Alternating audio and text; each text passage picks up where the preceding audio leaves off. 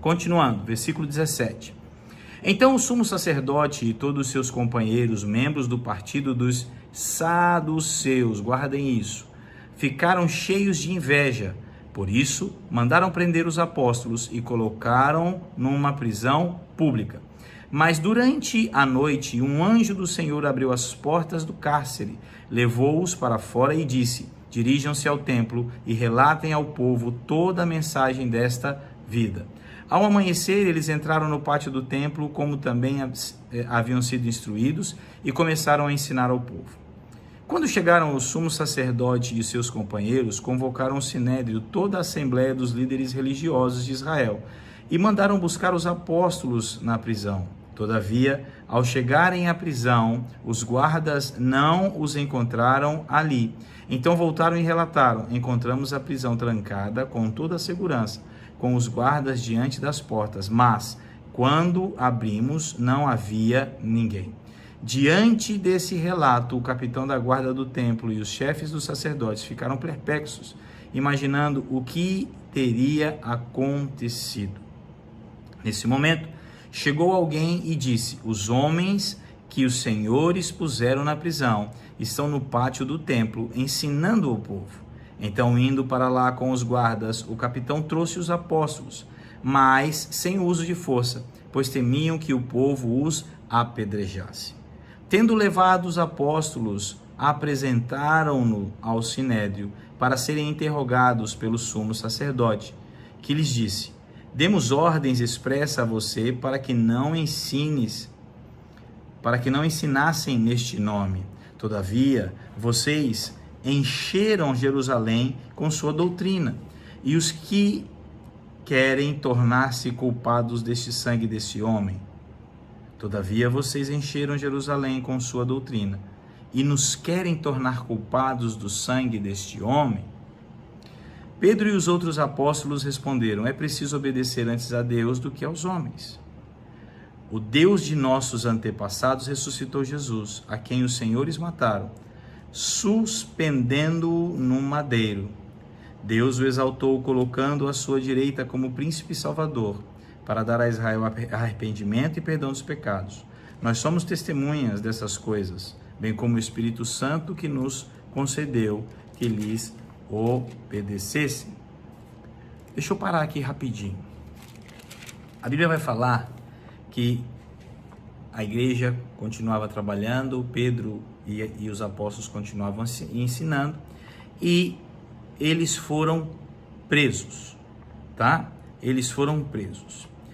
Capítulo 17. Então o sumo sacerdote e seus companheiros, membros do partido dos saduceus, ficaram cheios de inveja.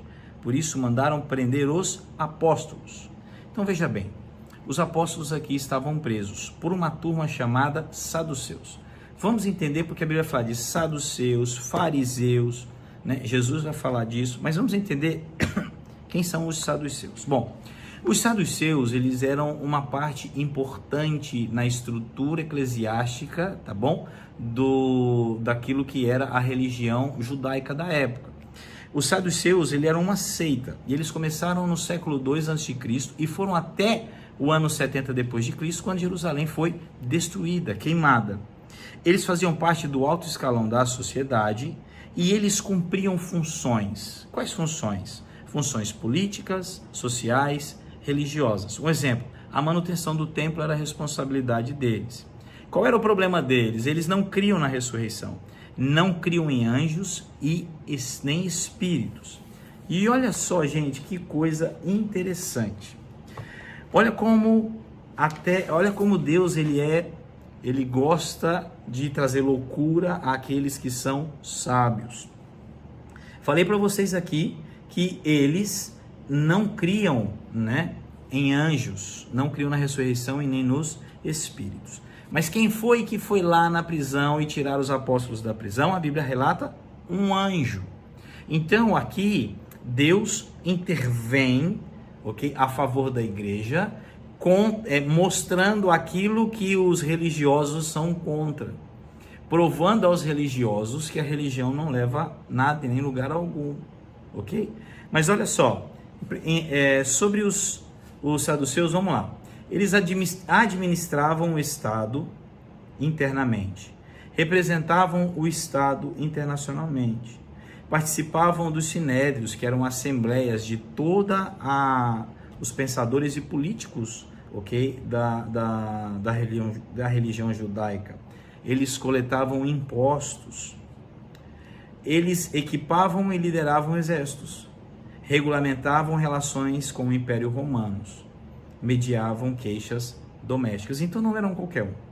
Os saduceus faziam parte da alta sociedade, ok, da religião judaica. E aí a gente vai ver que Deus salva a igreja com aquilo que eles não acreditam, que eles são contra, com um anjo. Vamos continuar. Aí eles vão, né, lá para o templo, começam a pregar. No outro dia, a Bíblia diz que eles colocaram, né, os sacerdotes, os saduceus, colocaram os apóstolos numa prisão pública. No outro dia, quando eles vão na prisão pública para tirar eles de lá, eles não estão mais lá.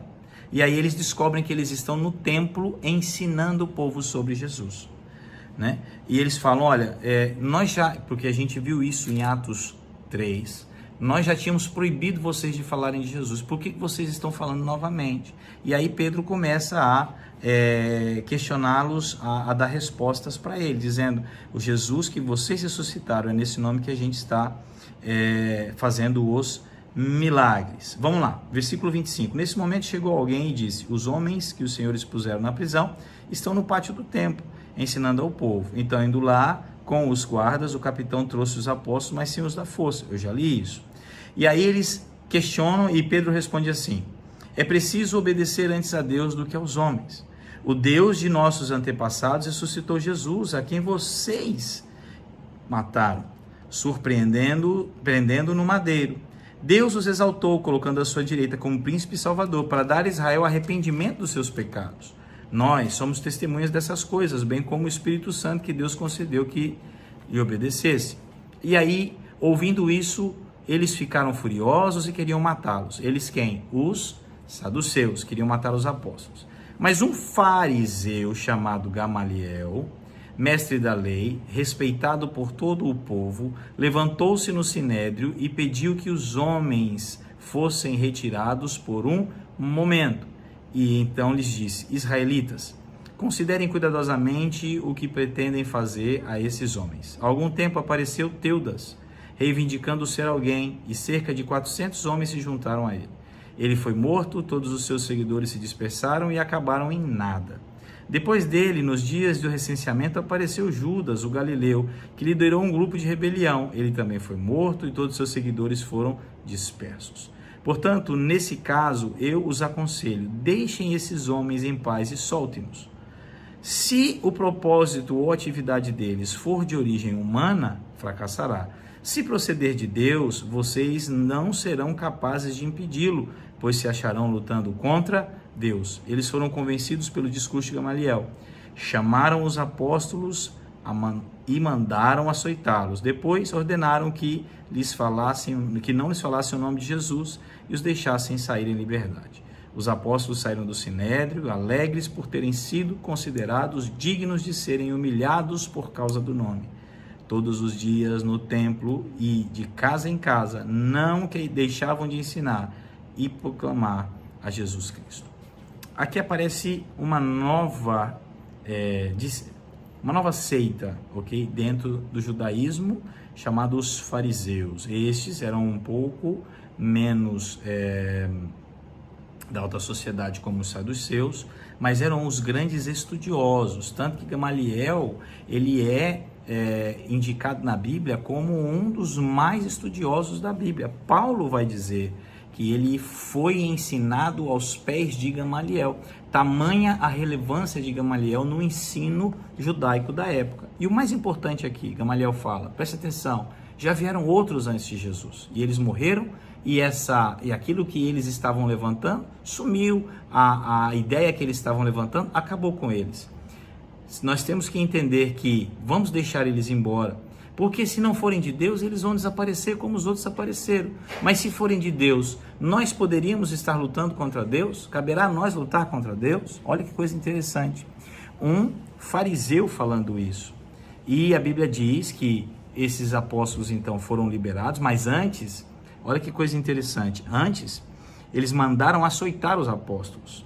E no versículo 41 diz, os apóstolos saíram do Sinédrio, depois de apanhar, gente, alegres por terem sido considerados dignos de ser humilhados por causa do nome de Jesus. Quanta diferença dessa igreja para a igreja de hoje, não é? Quanta diferença nesse comportamento para o comportamento de hoje da igreja. E eu me coloco na igreja, e você tem que se colocar também. Nós precisamos voltar à igreja primitiva, ao amor, ao respeito à oração, ao desejo de ser considerado partícipes da obra de Jesus. Que Deus te abençoe. Nos vemos no próximo capítulo. Até lá.